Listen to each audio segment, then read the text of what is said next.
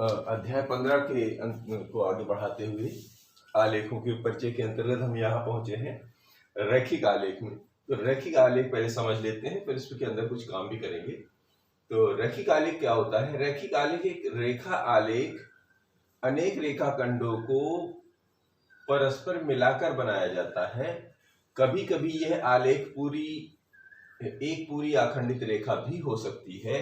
ऐसे आलेख को रैखिक आलेख कहते हैं। जैसे मान लीजिए एक यहाँ से गया, हमने ये 4 बिंदु दिए हुए, इससे हमने इसको मिला दिया, फिर इससे इसको मिला दिया, फिर इससे इसको मिला। अगर ये पूरा एक रेखा में रूपांतरित होता रहता है, मुड़ता नहीं है, माने ऐसे न मुड़े जैसे ये ऐसा है, या किसी तरह बेंड ना हो, तो फिर ये रैखिक आलेख कहलाएगा। इसमें देखिए, इस बिंदु से अगर हम ये इस बिंदु को मिला सकते हैं, ये इससे फिर इससे, तो ये क्या होगा, एक ये सीधा निकल सकता है रेखा, और या बिल्कुल ऐसा ही पहले से ही एक सीधा रेखा निकल सकती है हमारी। तो ऐसे आलेख अगर जो भी हमें प्राप्त होंगे, हम उन्हें रैखिक आलेख का नाम देते हैं। और दूसरी मुख्य बात यह है कि यहाँ पर 17वीं शताब्दी में एक यूरोप के एक वैज्ञानिक थे, रेने देकार्त। तो उन्होंने दो रेखाओं, क्षैतिज और ऊर्ध्वाधर। क्षैतिज का मतलब होता है ऐसी रेखाएं जो जमीन के समानांतर खींची जाती हैं, उनको क्षैतिज रेखा कहते हैं। और ऊर्ध्वाधर रेखा वह होती है जो जमीन से ऊपर की तरफ जाती है, उसे ऊर्ध्वाधर रेखा कहते हैं। तो 17वीं शताब्दी में गणितज्ञ रेने देकार्त जो थे, उन्होंने क्षैतिज और ऊर्ध्वाधर रेखाओं से दिए गए बिंदु की 2 दूरियां नापकर स्थिति प्रकट करने की जो विधि ज्ञात की, उसे हम कार्तीय विधि कहते हैं। ये कार्तीय विधि हमारे लिए बहुत महत्वपूर्ण है, क्योंकि इनका बार बार इस्तेमाल करेंगे। तो कैसे क्या किया था, जैसे मान लीजिए एक बिंदु यहाँ पर कोई दिया हुआ है, ये कोई बिंदु है। अभी इसको कैसे पता चलेंगे इसकी स्थिति क्या है? तो उन्होंने कहा था कि ये जो क्षैतिज रेखा है या क्षैतिज अक्ष है, क्षैतिज रेखा बोले अभी, तो क्षैतिज रेखा को उस बिंदु से नीचे लंबवत डाल दे, और इसी तरह जो ऊर्ध्वाधर रेखा है उस बिंदु से एक लंब डाल दे। तो ये जो दूरी तय होती है, यानी यहाँ से ये दूरी और यहाँ से ये दूरी, इन दोनों दूरियों से हम इस बिंदु की रियल स्थिति को हम बता सकते हैं कि ये स्थिति ये है। इसलिए इस स्थिति का नाम उन्होंने दिया था कार्तीय विधि। और इस विधि का हम बार बार इस्तेमाल करके किसी भी बिंदु की निश्चित जगह भी ज्ञात कर सकते हैं, और इसका इस्तेमाल करेंगे। और आइए देखते हैं इसमें और क्या क्या है। अब इसमें समझते हैं निर्देशांक क्या होता है। तो निर्देशांक के लिए जैसे उन्होंने बताया, जो कार्तीय विधि खोजी थी, उसमें उन्होंने पहले बताया था कि एक ऐसे क्षैतिज रेखा ले लीजिए और एक ऐसा ऊर्ध्वाधर रेखा ले लीजिए। ये सीधी है, हाँ सीधी मान लीजिए, सीधी है, तो टेढ़ा भी होगा तो इसको सीधी मानना पड़ेगा। तो ये मान के चलते हैं। ये तो जो क्षैतिज रेखा है, उन्होंने ये जो क्षैतिज रेखा, क्षैतिज माने जमीन के क्षितिज माने जमीन के लेवल, जहां पर सूर्य उगता और डूबता हुआ नजर आता है, उस रेखा को मिलाने वाली रेखा को क्षैतिज रेखा कहते हैं। यानी जमीन के समानांतर जो रेखा खींची जाए वो क्षैतिज रेखा, और सीधे जमीन के लंबवत रेखा कर दी जाए तो वो ऊर्ध्वाधर रेखा कहलाती है। तो ये क्षैतिज रेखा का उन्होंने एक नाम दिया, इसको एक्स अक्ष बोला और इसको वाई अक्ष बोला। और ये एक्स अक्ष, इस जहां कटान बिंदु जो होता है, इसको इन्होंने मूल बिंदु कहा। क्या बोला? मूल बिंदु। अब कहीं भी रख सकते हैं, यहाँ पर रख देते हैं, मान लो इसे हम मूल बिंदु भी कहते हैं। क्या बोलते हैं? मूल बिंदु। अभी आगे समझते हैं। और ये जो है, इसको वाई अक्ष बोला, वाई अक्ष, और ये एक्स अक्ष। ध्यान रखिए, एक्स अक्ष तो है, ये वाई अक्ष। और पूर्णांकों में अगर आपने ध्यान दिया हो पहले कुछ कक्षा में, एक हम लोगों ने संख्या रेखा के बारे में, संख्या रेखा ऐसा होता है ना, ये एक रेखा होती है, ये संख्या रेखा के बारे में पढ़ सकते हैं, पहले पढ़ चुके हम लोग। वो क्या होता है, इसमें बीच में शून्य होता है और इधर चलाते जाते हैं दाहिने हाथ की तरफ, तो ये 1 2 3 4 5 6 और ऐसे बढ़ती जाती है। ये रेखा ऐसे आगे बढ़ती जाती है। और अगर बाएं तरफ भी चले तो यहाँ पर भी 1 2 3 4 5 6, लेकिन ये सब ऋण के होते हैं। और तो ये ऐसी रेखा को हम संख्या रेखा कहते हैं। इस पर सारे अंक जो है निरूपित करते हैं, और हम पहचान पाते हैं कि वो पीछे तरफ की संख्या छोटी संख्या, दाहिने तरफ की संख्या बड़ी संख्या होती है। तो ये जो एक्स अक्ष, ये जो वाई अक्ष है, ये भी एक तरह की संख्या रेखा ही है। ये दाहिने तरफ जा रही है, ये बाएं तरफ जा रही है। तो जो इस मूल बिंदु से बाएं तरफ जाएगी तो ये वाली कहलाएगी निगेटिव, मतलब ये शून्य से बाएं तरफ जो है ऋणात्मक होती है। तो जो ये ऊपर की तरफ जाएगी तो ये धनात्मक कहलाती है, और नीचे की तरफ जाएगी तो ये ऋणात्मक कहलाएगी। ये हमें ध्यान रखना पड़ेगा, और इसको समझने के लिए थोड़ा सा कुछ और समझते हैं। तो देखिए, जो संख्या रेखा पे जो हमने मूल बिंदु का निर्धारण किया था वो इसी वजह से था कि ये जो जहां पे ये रोके यहाँ पर क्रॉस करके दिखाया था उन्होंने, ये जो मूल बिंदु बनाया, इसके दाहिने तरफ जो अगर यहाँ पर जो भी अगर हम इसका ये ग्राफ पेपर आपके पास होता होगा, उसमें देखेंगे कि ऐसे ऐसे बराबर भागों में ये बटा रहता है, ऐसा ऐसा। तो ये जो है, हाँ, अब असली चीज समझते हैं। तो इस पे जो इस रेखा पे जो गिनती जाएगी, या इस रेखा पे जो गिनती जाएगी, यहाँ पे गिनती क्या बन रही है, 1 2 3 4 5 6 7, इस पे भी बनाइए 1 2 3 4 5, ऐसे करके आगे बढ़ते जाएंगे। यहाँ भी बनेगी 1 2 3 4 5, और आगे बढ़ता जाएगा। इधर 1 2 3 4 5 6 7, ये बढ़ता चला जाएगा। अब ध्यान देना है हमको कि ये रेखा और ये रेखा जो होती है ये धनात्मक रहेगी, मतलब ये ऊपर आगे की तरफ, अगर यहां से खड़े हो जाए तो ऐसा ध्यान दीजिएगा, तो ये दाहिनी तरफ जा रही है। जो दाहिनी तरफ जा रही है ये रेखा, वो यानी कि ऊपर क्षैतिज अक्ष और ऊर्ध्वाधर अक्ष जो जाएगी वो धनात्मक रहेगी, यानी इस पर जितने भी अंक आएंगे वो धनात्मक होंगे। और जैसे ही ये बाएं तरफ बढ़ती है, यानी कि मूल बिंदु से बाएं तरफ जाती है, तो ये ऋणात्मक हो जाती है। और इसी तरह ये ऊर्ध्वाधर ऊपर जाती है, उसके नीचे जो आएगी तो इस पे भी ये ऋणात्मक हो जाएगी। बस इतना ध्यान रखना है। ठीक वैसा कैसे ऋणात्मक, कैसे, जैसे अगर हम इसको दर्पण मान ले, ये जो जहां पर मूल बिंदु रखा, अगर हम कहीं मूल बिंदु दर्पण के सामने खड़े हैं, तो हम जितनी दूरी पर खड़े होते हैं प्रतिबिंब हमारा उसके पीछे बनता है। तो जहां पर ये कटान बिंदु है उसके पीछे ही ये, यह समझ लीजिए, प्रतिबिंब बन रहा है। तो उसकी दूरी क्या होगी, जितनी दूरी हम है उतनी दूरी तो वो भी है, लेकिन वो काल्पनिक दूरी है। यहाँ पर उसको हम जो है ऋणात्मक दूरी के नाम से दर्शाएंगे। ठीक है, ये बात समझ पा रहे हैं। अब तो यहाँ पर क्या क्या नजर आया हमको कि यहाँ पर ध्यान से देखिए कि ये जो धनात्मक जा रहा है ये भी धनात्मक जा रहा है, तो इसका मतलब है इस तरफ, यानी कि ये अब ये जो पूरा अगर ये इसको देखें तो चक्री को 360 डिग्री हो गया। तो ये जो पहली वाली चक्री है, तो इधर वाले को धन, इधर वाले में जो भी हम गिनती करेंगे वो पहला ध्यान रखना है, सबसे पहली गिनती एक्स अक्ष की ही होगी। यानी जो भी हम काम करेंगे, जो भी बिंदु लेंगे, वो पहले इस पर देंगे, इसके बाद ये ऊपर वाले यानी वाई अक्ष पर गिनती करेंगे। तो पहले वाला जो भी यहाँ पर धन वाला होगा वो इस रेखा पर, वो यहाँ पर गिनती करेंगे, और उसके बाद दूसरा वाला इस रेखा पर गिनती करेंगे, वो भी धनात्मक। यानी अगर कोई ऐसा बिंदु लिखा हुआ है इस रेखा वाला पर, जैसे मान लीजिए 4 है, तो यहाँ पे हम 4 लिखेंगे, फिर कॉमा लगाएंगे। इस रेखा पर कोई बिंदु ढूंढ रहे हैं, मान लीजिए यहाँ पर 5 है, तो यहाँ लिख लिया 5। तो ये जो स्थिति है इसको इस तरह लिखा जाएगा, 4, 5। और पढ़ेंगे कैसे, पढ़ेंगे ऐसा कि ये जो 4 है वो पढ़ेंगे पहले, तो पहले पढ़ेंगे कहाँ, ये एक्स अक्ष पर गिनती करेंगे। तो यहाँ पर अगर हम देखें तो 1 2 3 4 ये रहा, और यहाँ पर देखेंगे 1 2 3 4 5। तो इसकी स्थिति निर्धारण के लिए क्या किया जाता है, इसको डॉटेड आगे बढ़ाएंगे, और इसी तरह इसको आगे बढ़ाएंगे। हालांकि ग्राफ पेपर में तो पहले से बना रहता है, और ये जहां पर मिल जाता है यानी यहाँ पर, तो ये जो 4 और 5 की स्थिति बनी,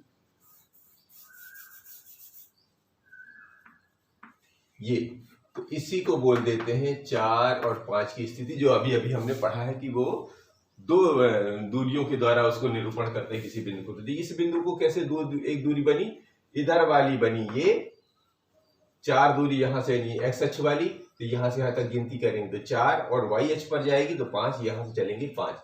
यानी इधर वाली गिनती जो लिखी रहती अंक, उसको इस रेखा पर ढूंढेंगे, और जो पहले लिखा रहता है उसको इस रेखा पर ढूंढेंगे।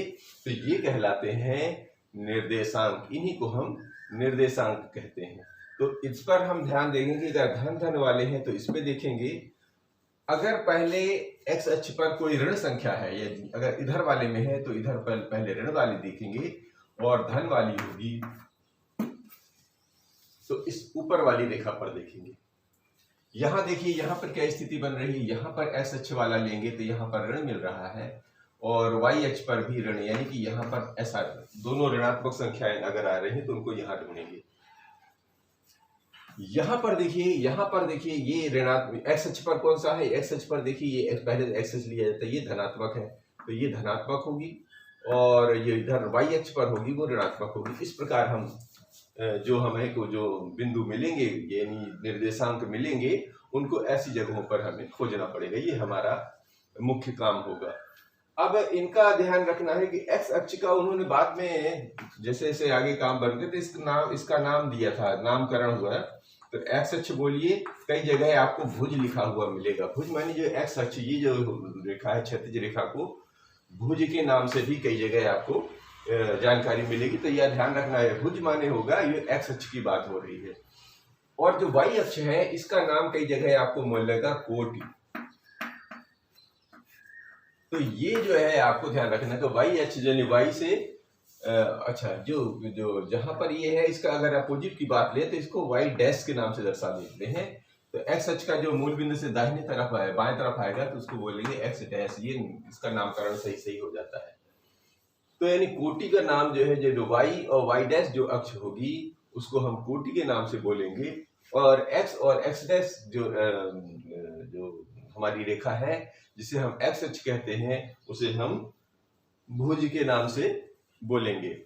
अब एक चीज और भी समझना है कि देखिए एक्स अक्ष में जहां से शुरू ये काटते हैं, यहां पर एक लिखा है एक्स अक्ष में ये वाई की तरफ गया तो यहाँ एक्स डैश की तरफ तो एक और ऋण एक और इधर वाई की तरफ ऋण एक। तो इसका क्या बिंदु होगा, इसका क्या इससे निर्देशांक निकलेगी। तो ये जो बिंदु है ये दोनों तरफ से ये कहते हैं कटान बिंदु शून्य है। तो शून्य के निर्देशांक क्या होंगे, ना तो दाहिने जा रहा है, ना ऊपर जा रहा है, ना बाएं जा रहा है, ना नीचे जा रहा है। तो इसके मतलब है कि वहीं पर है।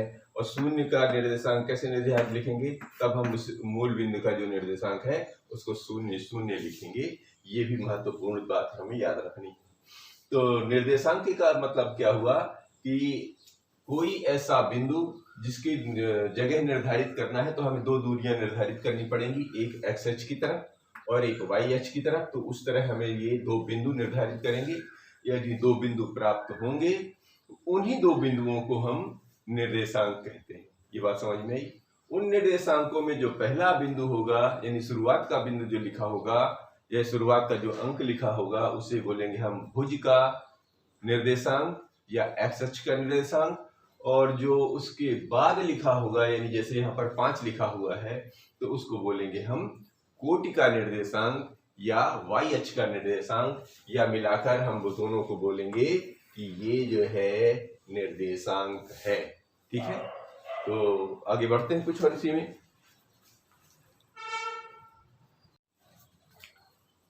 अब एक प्रश्न से हम कुछ और समझने की कोशिश करते हैं कि एक आलेख में बिंदु 4 3 अंकित कीजिए, क्या यह वही बिंदु है जो 3 4 दर्शाता है। तो क्या तरीका है, चलिए सबसे पहले ये काटती ग्राफ बना लीजिए। ये एक्स अक्ष, ये वाई अक्ष और ये एरो। एरो लगाने का मतलब होता है कि वो बढ़ता जाएगा आगे। इधर भी लगा सकते हैं।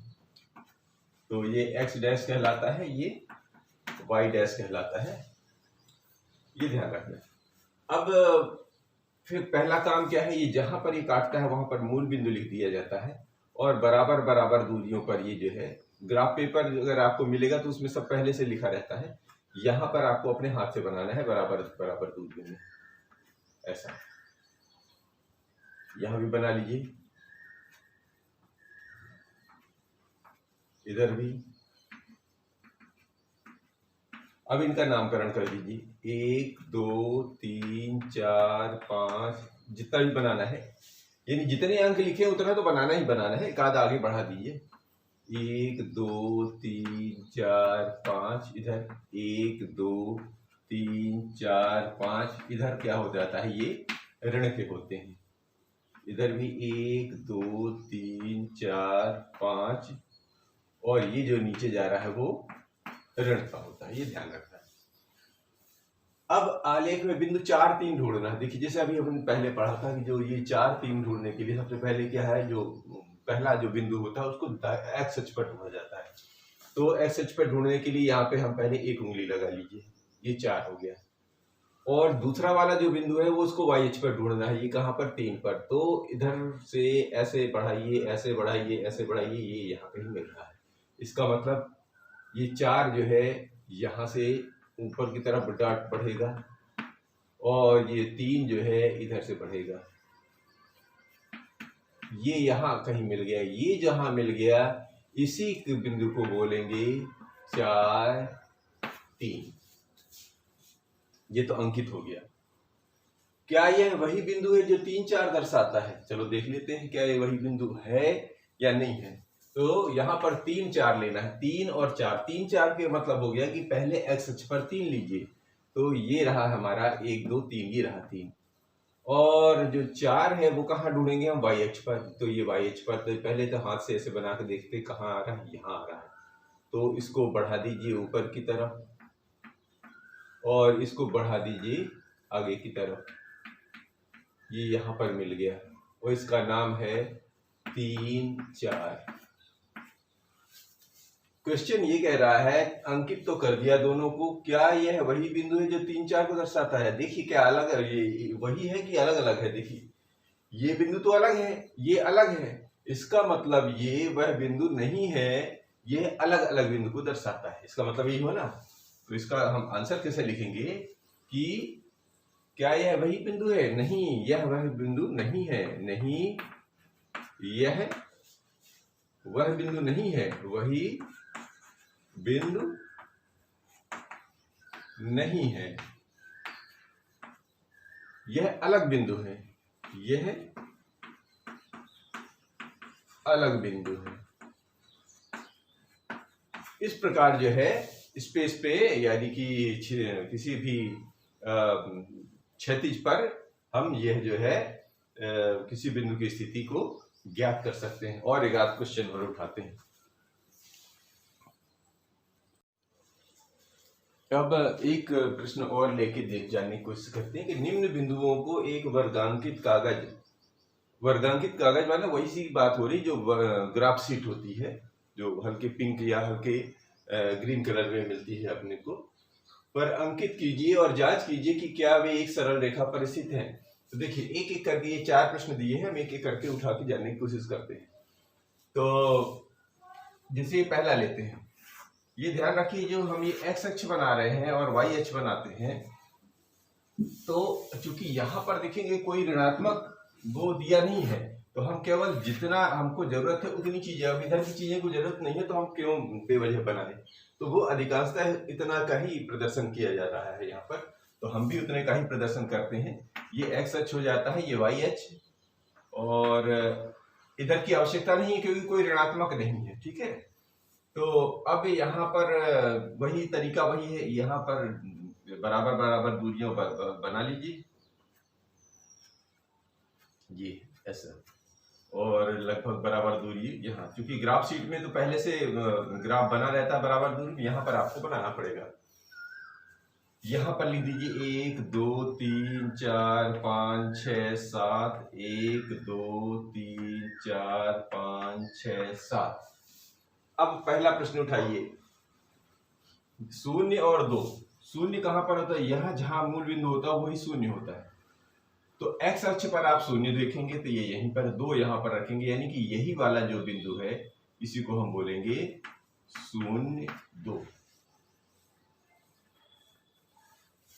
फिर है 0 और 5, तो 0 तो एक्स अक्ष पर यही है, यहां से तो कहीं बढ़ नहीं रहा। 5 कहां जाइए? ऊपर ऊपर, यानी यही वाला जो है 0 और 5 कहलाएगा, 0 और 5।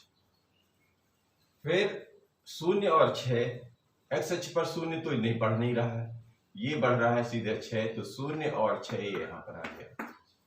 और 0 और 3.5, देखिए 3 के बाद सीधा 4 लिखा है, तो 3 के बाद 3.1 3.2 यानी कि 3.5 यहाँ कहीं बीच में आएगा कहीं ना कहीं। तो 0 तो एक्स अक्ष पर हो गया और 3.5 हम मान लेते हैं ये यही बीच में है, तो हम इसको 0 और 3.5 से प्रदर्शित कर सकते हैं। बस समझ पा रहे हैं? यदि ऐसा है तो अब मिलाना क्या है, तो पहले से मिला हुआ है। जब ये पहले से मिला हुआ है कि क्या सरल रेखा पर है, तो ये तो सीधी सीधी सरल रेखा पर ही मिल गया है। और क्या है, ये y अक्ष पर ही है। ये कहाँ जा रहा है, ये सारा जो है वो ये रेखा y अक्ष पर है, y अक्ष पर है। ये सारे बिंदु y अक्ष पर हैं। इसका मतलब जो ये रेखा है ये सीधा सीधा y अक्ष ही है, या y अक्ष पर है, या y अक्ष ही है, ऐसा लिख सकते हैं। दूसरे को देख लीजिए, दूसरे को यहां बनाने की कोशिश करते हैं। ये रहा हमारा मूल बिंदु, ये x, ये y। तरीका यहां पर आपको पहले से बनाना पड़ेंगे थोड़े से, और वहां पर आपको बने बनाए मिलेंगे। ग्राफ शीट में तो पहले से बना है, तो यहां पर आप बना लीजिए। आगे बढ़ा दीजिए। नामकरण 1 2 3 4 5 6 7 8, 1 2 3 4 5 6 7 8 ये जाने दीजिए।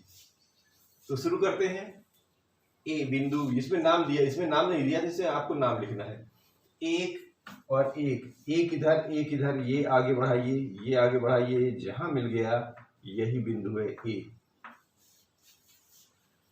फिर 1 और 2, एक्स अक्ष पर 1 और वाई अक्ष पर 2, ये रहा, ये आगे बढ़ाइए, इसी को आगे बढ़ाइए, तो सीधे बढ़ नहीं रहा, यहां पर जा रहा है, तो ये हो गया, इसका नाम है 1 2। ये बी बिंदु मिल रहा है, बी बिंदु का नाम है, ये 1 1 था, और ये है 1 2। फिर 1 3, तो 1 तो यही रहेगा, 3 ऊपर की तरफ बढ़ रहा है, तो ये यहां पर आ जाएगा, यह ये बिंदु बन गया, इसका नाम है 1 1, और ये 3, इसका नाम है सी। ए ये था, ये बी, ये सी। फिर 1 4, देखिए 1 तो वही बदल नहीं रहा है, 4 आगे, तो इसको आगे बढ़ाते जाइए, ये बन गया ये बिंदु, इसका नाम है डी, और ये 1 4।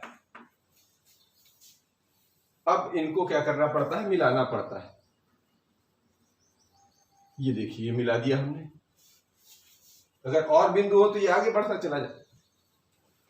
चला जाएगा। तो आप ऐसा भी बना सकते हैं इसको। तो आपको क्या मिल रहा है, ये देखिए, ये y अक्ष के समानांतर जा रही है, ये y अक्ष है, उसके बाद बिल्कुल बराबर बिल्कुल सीधी जा रही है। तो ये कैसी हो गई रेखा, ये y अक्ष के समांतर है, y अक्ष के समानांतर। तो ये सरल रेखा में है, हाँ सरल रेखा में है। ये भी सरल रेखा में है, तो ये भी हाँ, ये भी सरल रेखा में है, तो ये भी हाँ सरल रेखा में है। लेकिन और थोड़ा बढ़ा दीजिए, क्या हो रहा है, ये y अक्ष समांतर तो है, ये सरल रेखा तो है, पर ये y अक्ष के समानांतर भी है। बात समझ पा रहे हैं? इन दोनों को देखते हैं। ये तीसरा वाला लेते हैं, तो वही तरीका, ये x अक्ष, ये y अक्ष, ये ग्राफ रूपांतरण, बराबर भागों में बांटना।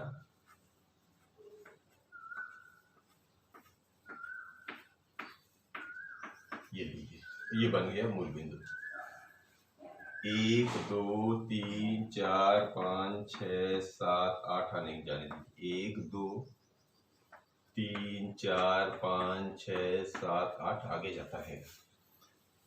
अब लेना है एक्स अक्ष पर के बिंदु लेना है, 1 और 3। तो ये रहा 1 और ये जा रहा है 3, तो ये 1 बढ़ाया और ऊपर से ये 3 आया, ये यहां जाके मिल गया। तो ये कहलाएगा बिंदु के 1 3। दूसरा लेना है 2 और 4, यानी अभी इधर एक्स अक्ष पर 2 और वाई अक्ष पर 4। तो इसको आगे बढ़ाइए, इसको आगे बढ़ाइए, ये यहां मिल गया, ये इसे लिखेंगे L। ये है, इसका नाम है 2 और 3, नहीं 2 और 4 नहीं, 2 3 लेना था, ये इधर जा रहा है, सॉरी।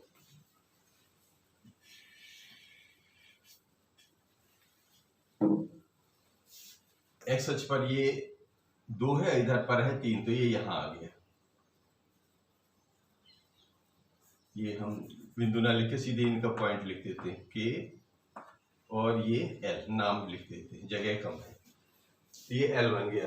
फिर एम 3 3, के में 1 और इधर ये एक्स अक्ष पर 1 और ये 3, फिर 2 एक्स अक्ष पर 2 और इस पर 3, फिर एम, ये 3 गया और ये भी 3 जा रहा है, यानी ये इधर तो बढ़ रहा है, ये इसी तरह दिशा में बढ़ रहा है, तो ये यहां आके ये एम बिंदु बन गया।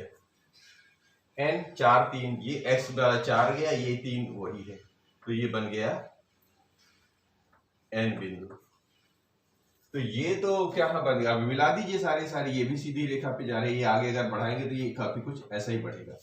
तो अब क्या दिख रहा है, ये सरल रेखा है, हाँ सरल रेखा में तो बिल्कुल सीधा सीधा जा ही रहा है।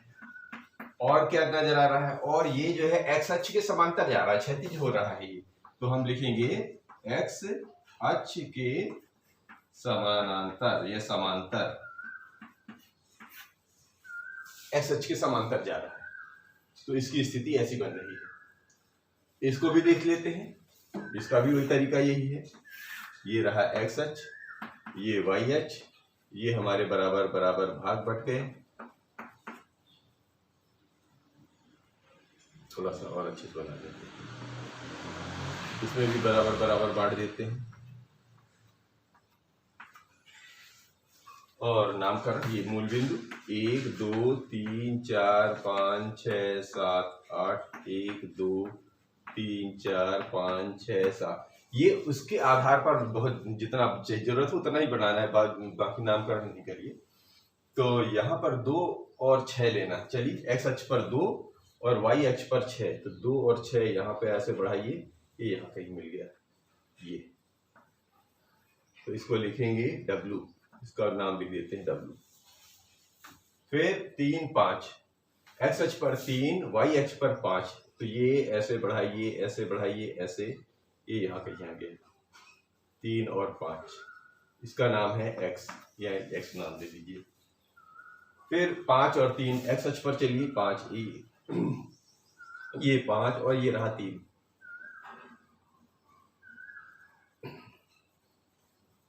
ये यहाँ कहीं आ गया 5 और 3,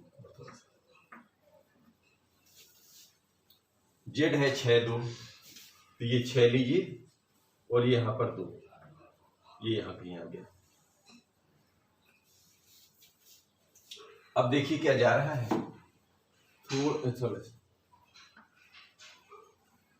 ये थोड़ा सा बिंदु आगे टेढ़ पीछे, वैसी सीधी रेखा ही है ये भी बिल्कुल सीधा जा रहा है, तो ये भी क्या सीधा जा रहा है, तो क्या वे सरल रेखा पर है, तो हाँ। ये हाथ से बनाने में थोड़ा टेढ़ा मेढ़ा हो रहा है, बाकी नाप के बनाएंगे तो बिल्कुल जो है एग्जैक्ट। ग्राफ पेपर में तो पहले से बना रहता है, आपको केवल अंकित कर देना है। तो क्या वे सरल रेखा पर स्थित है, हाँ ये सरल रेखा पर स्थित है। बस इस तरह हमारे को बढ़ना है। हम लेंगे अब आगे 15.3 प्रश्नावली।